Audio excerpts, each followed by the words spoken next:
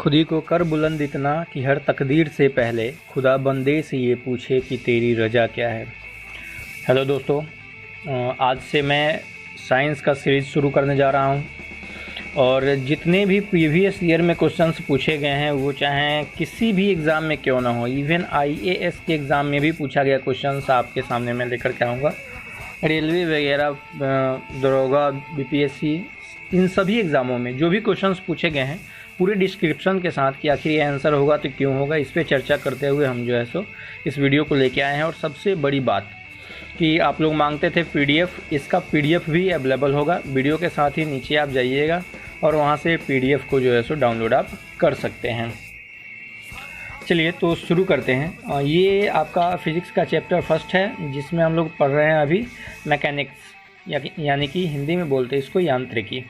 सबसे पहला क्वेश्चन है, एक क्रिकेट मैच में तीव्रगामी गेंद को लपकते समय मैदान में स्थित एक क्षेत्र रक्षक अपने हाथों को तीव्रगामी गेंद के साथ धीरे धीरे पीछे की तरफ खींचता है ताकि वेग 0 तक घटाया जा सके। यह क्रिया निरूपित करती है। ठीक है, 4 ऑप्शंस दिए गए हैं। पहला है न्यूटन का प्रथम गति नियम, दूसरा है न्यूटन का द्वितीय गति नियम, तीसरा है न्यूटन का तृतीय गति नियम और चौथा है ऊर्जा संरक्षण का सिद्धांत। आपका आंसर जो है वो होगा न्यूटन का द्वितीय गति नियम। वास्तव में संवेग संरक्षण का सिद्धांत जो है उसके आधार पर न्यूटन का द्वितीय गति नियम सही होगा यहाँ पे। ठीक है, ऑप्शन नंबर बी हो जाएगा राइट आंसर। अगला क्वेश्चन है, कांच की बोतल में अटकी हुई प्रतीत होने वाली धातु स्क्रू ढक्कन निम्नलिखित में से किस तथ्य का प्रयोग करके खोली जा सकती है। देखिए, सामान्य तौर पे जो हम लोग पेप्सी वगैरह पीते हैं उसके ऊपर जो ढक्कन वगैरह लगा होता है, या फिर मान ली कि उसके अंदर कोई ढक्कन कांच का अटक गया है, हम उसको बाहर निकालना चाह रहे हैं, तो उसको किस विधि द्वारा बाहर कर सकते हैं। ऑप्शन है पहला, दोनों को तापित किए जाने पर धातु कांच की अपेक्षा अधिक मात्रा में फैलता है। बिल्कुल पहला ही आंसर आपका सही हो जाएगा, यानी कि ऑप्शन नंबर ए हो जाएगा सही। जब भी जो है हम तापित करते हैं, गर्म करते हैं, तो कांच की अपेक्षा धातु जल्दी फैलता है, जिसके कारण धातु आसानी से निकल जाएगा। ऑप्शन नंबर ए हो जाएगा सही आंसर आपका। तीसरा क्वेश्चन है, किसी वस्तु के लिए दूरी समय ग्राफ ऊपर दर्शाया गया है। इस वस्तु के लिए निम्नलिखित में से कौन सा कथन सत्य है। नीचे आपका जो लाइन है वह t को प्रदर्शित कर रहा है, यानी कि टाइम को आप देख रहे हैं, ये टाइम को प्रदर्शित कर रहा है, जबकि ये आपका जो है वह दूरी को प्रदर्शित कर रहा है। और यहाँ पे एक ग्राफ बनाया गया है, ये आपका x एक्सिस है, s वाला x एक्सिस है और t वाला x एक्सिस है और s वाला जो है वो आपका y एक्सिस है। तो इस दौरान यह जो ग्राफ दिखाई दे रहा है आपको, यह किसको प्रदर्शित करता है। पहला ऑप्शन है वस्तु एक समान चाल से चल रही है, दूसरा वस्तु विरामावस्था में है, तीसरा वस्तु की गति अरेखीय है और चौथा जो है वह वस्तु असमान चाल से चल रही है। तो वास्तव में वस्तु जो है और विरामावस्था में, यानी कि ऑप्शन नंबर बी जो हो जाएगा वह आपका सही हो जाएगा। ये जो ग्राफ है, यह वस्तु जब विरामावस्था में होती है तो उस दौरान बनने वाला ग्राफ है ये। ठीक है, अगला क्वेश्चन, किसी आवर्ती दोलन के लिए संवेग P तथा विस्थापन Q के मध्य ग्राफ कैसा होगा। तो जब भी किसी आवर्ती दोलन होता है तो उसके लिए ग्राफ जो होता है वह वृत्तीय ग्राफ होता है, यानी कि ऑप्शन नंबर सी हो जाएगा सही आपका। अगला है, जब एक गेंद फर्श पर गिरती है तो उछलित होती है, यानी कि उछलती है। वह क्यों उछलती है। सिंपल सा बात है कि हम सब जानते हैं कि प्रत्येक क्रिया के बराबर और विपरीत दिशा में प्रतिक्रिया होती है। तो जब हम किसी वस्तु को नीचे पटकते हैं तो फर्श पे टक्कर के बाद, यानी कि वस्तु जब बॉल फर्श पे फोर्स लगाती है तो फर्श भी उस बॉल के ऊपर, गेंद के ऊपर फोर्स लगाता है, यानी कि हो जाएगा कौन सा आपका न्यूटन का तीसरा नियमानुसार प्रत्येक क्रिया की एक प्रतिक्रिया होती है। ऑप्शन नंबर ए हो जाएगा सही आंसर।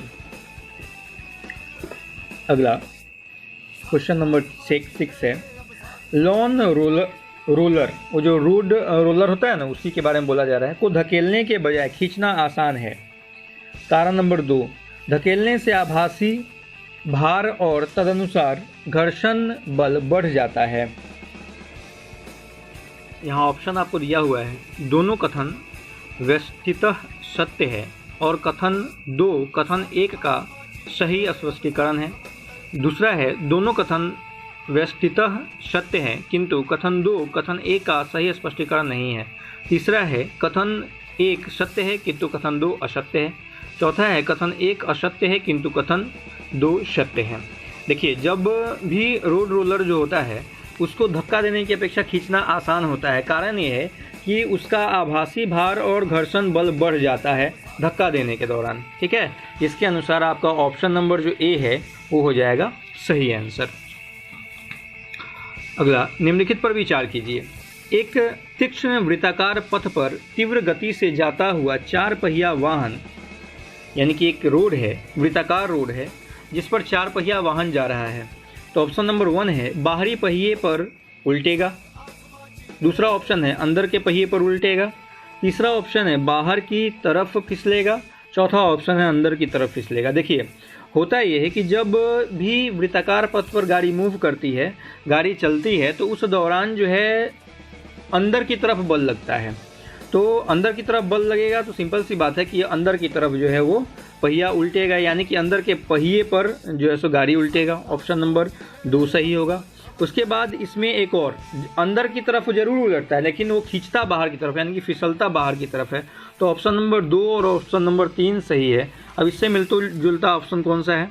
ऑप्शन 2, 3 सी, यानी कि सी नंबर आपका हो जाएगा सही आंसर। ध्यान रखिएगा कि जब भी इसको बोलते हैं हम लोग केंद्राभिमुख कोण, केंद्राभिमुख की तरफ, यानी केंद्र की तरफ जो है सो फिसलता है, यानी अंदर की तरफ गिरेगा और बाहर की तरफ फिसलेगा। अगला क्वेश्चन है, जब कुएं से पानी की बाल्टी को ऊपर खींचते हैं तो हमें महसूस होता है कि बाल्टी क्या महसूस होता है? ऑप्शन ए, पानी की सतह से ऊपर भारी हो जाती है।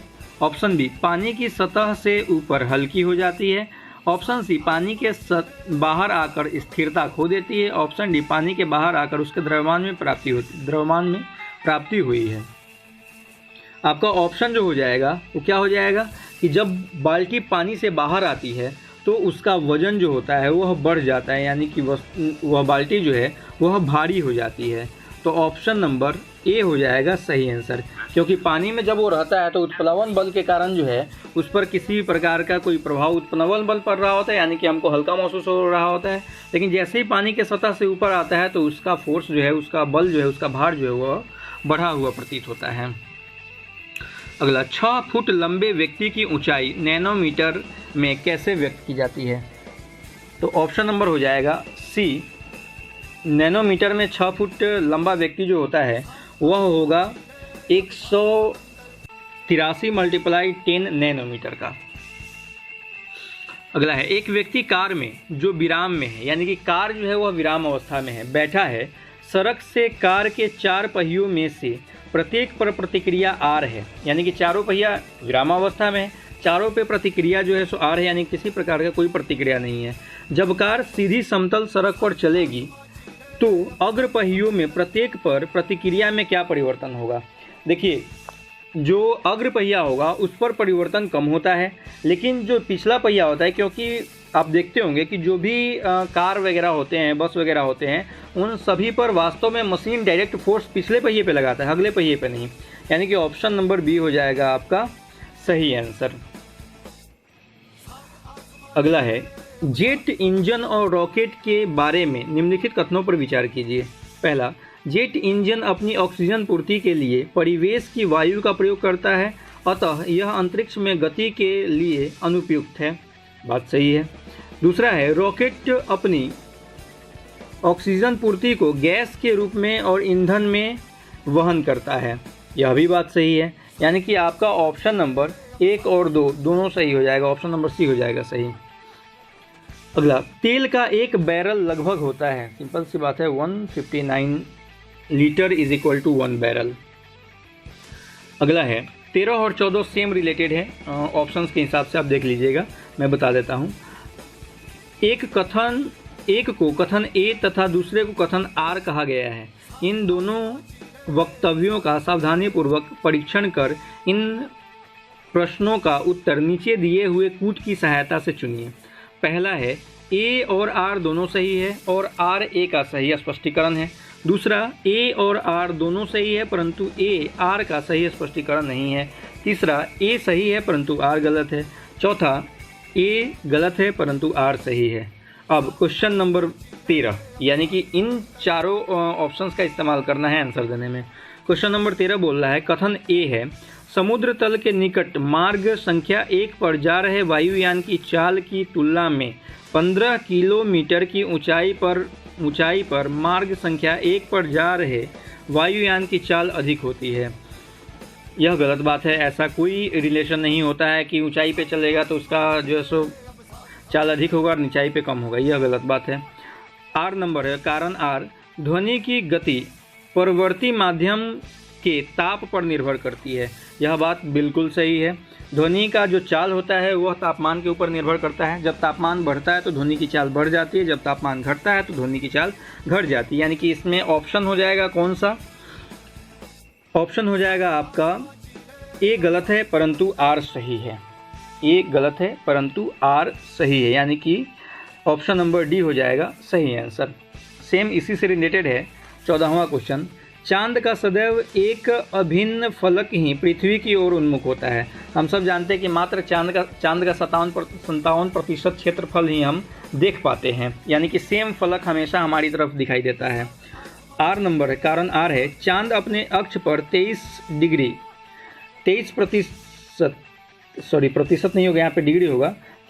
दिवस में घूर्णन पूरा करता है, जो लगभग उतना ही अवधि में जिसमें वह पृथ्वी की परिक्रमा भी पूरी कर देता है। यह दोनों बात आपका सही है, ऑप्शन ए भी और ऑप्शन आर भी। और देखिए यहाँ ऑप्शन नंबर बी हो जाएगा सही। ए और आर दोनों सही है, लेकिन ए जो है वह आर का सही स्पष्टीकरण है। यह अपने अक्ष पर और कक्ष पर, परिधि पर, दोनों पर एक साथ घूमता है, जिसके कारण यह हमेशा इसका एक ही भाग हमको दिखाई देता है। यानी कि ऑप्शन नंबर पीछे की तरफ ही चले जाते हैं, हो जाएगा आपका बी नंबर सही हो जाएगा। ठीक है, ऑप्शन नंबर बी, 14 का ऑप्शन नंबर बी सही होगा। ओके, अगला क्वेश्चन, एक कार सड़क पर 60 किमी प्रति घंटे की एक समरूप गति से चल रही है। कार पर लगने वाला परिमाणी बल क्या होता है? तो सबसे पहले आप समझ लीजिए कि बल बराबर क्या होता है, F = ma। ठीक है, यानी कि मास गुने त्वरण, द्रव्यमान गुने त्वरण होता है फोर्स बराबर। अब यहाँ पर आप एक देख लीजिए कि त्वरण क्या है, त्वरण क्या है, 0 है, क्योंकि कार जो है एक समान गति से चल रही है। सिंपल सी बात है कि त्वरण जब 0 आपका होता है और 0 से m में गुना कीजिएगा तो F = क्या आ जाएगा, 0 आ जाएगा। ठीक है, यानी कि ऑप्शन नंबर डी हो जाएगा आपका सही आंसर, 0 के बराबर। अगला क्वेश्चन, एक व्यक्ति किसी लकड़ी की सीढ़ी के मध्य बिंदु पर खड़ा है, यानी कि आप देख लीजिए यहाँ पे नीचे दिखाई दे रहा है फिगर में। तो उस फिगर में देखिए कि वो व्यक्ति जो है, मान लीजिए सबसे ऊपर वाला पहला सीढ़ी है, इस पर वह मध्य में खड़ा है। उसके बाद बोला जा रहा है कि जो कि एक उदग्र दीवार एवं कमरे की सतह पर, नीचे वाला कमरा का सतह है, ऊपर वाला दीवार है, उस पर वह उठगाया हुआ है। कमरे की सतह के बीच फिसलना शुरू करता है। अब क्या होता है कि नीचे से वह फिसल जाता है, तो सिंपल सी बात है कि ऊपर से वह नीचे की तरफ आ जाएगा। नीचे से जब फिसलेगा तो ऊपर से क्या आएगा, नीचे की तरफ आएगा। तो और वह उदग्र तल में ही बना रहता है, लेकिन वह नीचे गिरता नहीं है, थोड़ा सा जमीन की सतह से वह ऊपर ही रहता है। इस फिसली हुई सीढ़ी के मध्य बिंदु पर खड़े व्यक्ति द्वारा प्राप्त पथ क्या होगा? यानी कि अभी वह यहाँ है और अब फिसल करके इसके मध्य बिंदु पे आ जाता है, यानी कि वह बंदा वहाँ से फिसल के यहाँ आ जाता है। तो वह किस तरह का पथ बनाएगा, किस तरह का पथ बनाएगा? यानी कि वह परवलयाकार पथ बनाएगा, परवल के जैसा पथ बनाएगा। ऑप्शन नंबर डी हो जाएगा सही आंसर। अगला क्वेश्चन, एक गोलाकार वस्तु किसी वृत्ताकार पथ के परितः समरूप कोणीय वेग बीटा के साथ घूमती है, जिस पथ की त्रिज्या यहाँ पे मान लीजिएगा कि r है। निम्न में से कौन सा कथन सत्य है? तो निम्नलिखित में से कौन सा कथन आपका सत्य हो जाएगा? पहला ऑप्शन है वस्तु में त्वरण उत्पन्न नहीं होगा। ये ऑप्शन किसी भी तरह से मैच नहीं कर रहा है, क्योंकि वृत्ताकार पथ पर जब भी होगा, कोई भी वस्तु अगर गति करती है तो उसमें त्वरण होना ही होना है 100%। दूसरा ऑप्शन है वस्तु में त्रैजिक त्वरण बीटा, और बीटा के साथ यहाँ स्क्वायर आप दे लीजिएगा, चूँकि स्क्वायर का ऑप्शन मेरे में नहीं आ पा रहा था, यहाँ पे स्क्वायर होगा, बीटा स्क्वायर आर होगा जो कि पथ के केंद्र की ओर उन्मुख है। तो ये आपका ऑप्शन नंबर बी हो जाएगा सही आंसर। ठीक है, अगला क्वेश्चन, तेल से अंशतः भरा हुआ एक टैंकर समतल सड़क पर आगे की ओर एक समान त्वरण से जा रही है, यानी कि त्वरण उसमें है पर एक समान त्वरण है, त्वरण के साथ वो जा रही है। तो तेल का मुक्त पृष्ठ तेल के जो टैंकर के अंदर तेल है उसका मुक्त पृष्ठ के साथ कैसा रिलेशन होगा? पहला ऑप्शन है क्षैतिज बना रहेगा। क्षैतिज तो किसी भी कीमत पे नहीं बना रहेगा, क्योंकि जैसे ही वो त्वरित हो रहा है तो उस दौरान जो है उस तेल में उतार चढ़ाव आएगा। जैसे हम गाड़ी में बैठे हुए हैं और गाड़ी अचानक से खुलती है तो हम क्या होता है, पीछे की तरफ धक्का लग जाता है। तो पीछे की तरफ धक्का लग गया और लगातार जिस तरह से त्वरित हुआ है, यानी कि थोड़ी सी स्पीड बढ़ी है, लगातार उसी तरह का स्पीड बढ़ता रहा तो हम लगातार पीछे रहेंगे। ठीक है, अगर स्पीड बढ़ता रहा, त्वरित होता रहा, तो यहाँ भी एक समान गति से त्वरित हो रहा है, एक समान त्वरण के साथ गति कर रहा है। तो सिंपल सी बात है कि यह त्वरण हमेशा बना हुआ है और गाड़ी जैसे ही खुलेगा तो तेल पीछे की तरफ धक्का लगेगा, तेल के टैंकर के अंदर ही तेल में पीछे की तरफ धक्का लगेगा तो वो पीछे की तरफ ही तेल हमेशा रह जाएगा, यानी कि जो पीछे की गहराई होगी वह बढ़ जाएगी जबकि आगे की गहराई जो होगी वह कम हो जाएगी। यानी कि ऑप्शन नंबर कौन सा हो जाएगा? क्षैतिज से इस प्रकार अनंत होगा कि पीछे सिरे पर कम गहराई होगी। ऑप्शन नंबर सी हो जाएगा आपका सही आंसर। ठीक है, ये बात समझ में आई? अगर कोई बात आपको नहीं समझ में आता है तो आप कमेंट में हमको बताइएगा, हम बाद में जो है उसको फिर से अगले क्लास में मेंशन कर देंगे। अगला क्वेश्चन, निम्नलिखित कथनों पर विचार कीजिए। एक तीक्ष्ण वृत्ताकार पथ पर तीव्र गति से जाता हुआ चार पहिया वाहन, इसके साथ क्या होगा? अभी शायद इस तरह का क्वेश्चन एक हमने पीछे देखा हुआ था। सबसे पहला कि जब वह वृत्ताकार पथ पर चल रहा है तो अंदर वाला जो पहिया होगा उस पर वह उल्टेगा, और दूसरी बात कि बाहर की तरफ फिसलेगा, यानी कि 2 और 3। ऑप्शन नंबर सी हो जाएगा आपका सही आंसर। अगला, एक मैदान में ए तथा बी दो स्थित बिंदु हैं। एक साइकिल सवार सी ऐसे जाता है कि कोण ए बी सी सदैव समकोण रहता है। आप देख रहे हैं फिगर में नीचे देखिए, बी समकोण बनाया गया है, समकोण रहता है। इस संदर्भ में निम्नलिखित कथनों में से कौन सा एक सही होगा? ठीक है, कौन सा कथन सही होगा यह आपसे यहाँ से पूछा जा रहा है। सिंपल सी बात है कि यह आपको समकोण रखना है, और सबसे बड़ी बात कि जब साइकिल सवार चलेगा तो उसका चाल यहाँ पे संभव पॉसिबल है ही नहीं। अगर वह 90 डिग्री रखता है तो उस हिसाब से आपको यहाँ पर जो ऑप्शंस दिए गए हैं कि साइकिल सवार का पथ दीर्घवृत्तीय होगा, संभव नहीं है, वृत्ताकार होगा, संभव नहीं है, चार घाती होगा, क्योंकि त्रिभुज पे चलेगा तो चार घाती होना भी संभव नहीं है, यानी कि उपरोक्त चाल संभव नहीं है। ऑप्शन नंबर डी हो जाएगा सही आंसर। अगला क्वेश्चन, निम्नलिखित कथनों पर विचार कीजिए। एक सामान्य दोलक दोलन हेतु तैयार है। दोलक आप समझते हैं, एक ऐसा धागा है जिसके नीचे पर कोई पिंड बांधा हुआ है, जिसको हम लोग पेंडुलम कहते हैं, उसी को दोलक कहा जाता है। दोलन हेतु तैयार है। तो ऑप्शन नंबर ए, त्वरण शून्य होगा जब लोलक मध्य बिंदु से होकर गुजरेगा, मध्य बिंदु से जब होकर गुजरेगा तो त्वरण शून्य होगा। दूसरा है, प्रत्येक चक्रण में लोलक द्वारा दिया गया वेग 2 बार प्राप्त होगा। ये बात भी सही है, एक बार लेफ्ट में दूसरे बार राइट में। तीसरा ऑप्शन, लोलक का त्वरण एवं वेग दोनों शून्य होगा जब अपने दोलन के दौरान वह उच्चतम स्थिति को प्राप्त करेगा। देखिए, उच्चतम स्थिति को प्राप्त करेगा तो वेग तो जरूर शून्य हो जाएगा, लेकिन त्वरण उसका शून्य नहीं होगा। और अगला है, सामान्य लोलक का दोलन आयाम समय के साथ घटता जाता है। यह बात भी सही है, यानी कि ऑप्शन नंबर 1, 2 और 4 सही है, केवल 3 गलत है, तो आप उसके हिसाब से देख लीजिए। यानी यहाँ पर हो जाएगा ऑप्शन नंबर सी आपका सही आंसर। अगला क्वेश्चन है, निम्नलिखित में से कौन सा दूरी समय ग्राफ एक विमीय समरूप गति को दर्शाता है? ठीक है, एक विमीय समरूप गति को कौन सा समय ग्राफ दर्शाता है? आपको दूरी समय ग्राफ दर्शाता है। तो सिंपल सी बात है कि यहाँ पर आप देख सकते हैं, ये जो ग्राफ है, ऑप्शन चौथा जो ग्राफ है, यह आपका एक विमीय दूरी समय ग्राफ को प्रदर्शित कर रहा है, क्योंकि जिस हिसाब से दूरी बढ़ रही है उसी हिसाब से इसका समय पीरियड, टाइम पीरियड भी आपका बढ़ता जा रहा है। इसको कैसे देख सकते हैं? ये आप देखिए, यहाँ देखिए, समय अगर बढ़ा है तो टाइम पीरियड भी इसका क्या हो रहा है? बढ़ रहा है। ठीक है, तो यह एक समान दूरी समय ग्राफ, एक विमीय दूरी समय ग्राफ का एग्जाम्पल है। अगला, 2 दोलित्रों यानी कि वहीं दोलन करने वाला पेंडुलम का प्रत्येक सरल आवर्त गति करते हुए एक दूसरे के कला में बने रहना असंभव है यदि उनका आयाम भिन्न हो, यानी कि एम्पलीट्यूड जो होगा वह अगर डिफरेंट हो जाएगा तो उस दौरान जो है वह उनका एक दूसरे के कला में एक समान बना रहना संभव नहीं है। एम्पलीट्यूड क्या होता है, अब देखिए इसको समझिए एम्पलीट्यूड क्या होता है। जैसे ये एक दोलक है, नीचे कुछ लटका हुआ है, अब जब इसको आप हिलाइएगा तो एक लेफ्ट साइड में एक मैक्सिमम पॉइंट होगा जहाँ तक जाएगा, उसके बाद वह नहीं जा सकता। राइट साइड में भी एक मैक्सिमम पॉइंट होगा जहाँ तक हो जाएगा। तो ये जो डिस्टेंस हुआ यहीं इसका क्या हो गया, आयाम हो गया, एम्पलीट्यूड हो गया। तो जितना यह लेफ्ट साइड में जाएगा उतना ही राइट साइड में जाएगा। अगर लेफ्ट में ज़्यादा राइट में कम जाता है तो उस दौरान वह उसको बनाए नहीं रख सकता। लेकिन यहाँ पे दो अलग अलग की बात हो रही है।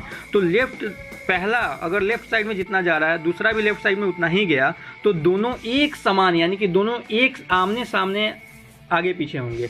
लेकिन अगर कोई थोड़ा गया कोई दूसरा ज़्यादा चला गया तो उस दौरान वो आमने सामने बने रहना उनका संभव नहीं है। ठीक है। अगला, लोलक की कालावधि यानी कि टाइम पीरियड। लोलक जो होता है उसका टाइम पीरियड किस बात पर निर्भर करता है, तो लोलक का टाइम पीरियड जो होता है वह धागे के ऊपर निर्भर करता है। जिस धागा से वह लटका हुआ है उस पर वह निर्भर करता है। क्योंकि अगर धागे की लंबाई बढ़ेगी तो टाइम पीरियड क्या होगा, बढ़ेगा। धागा की लंबाई अगर छोटा रहेगा तो टाइम पीरियड उसका छोटा रहेगा। ठीक है।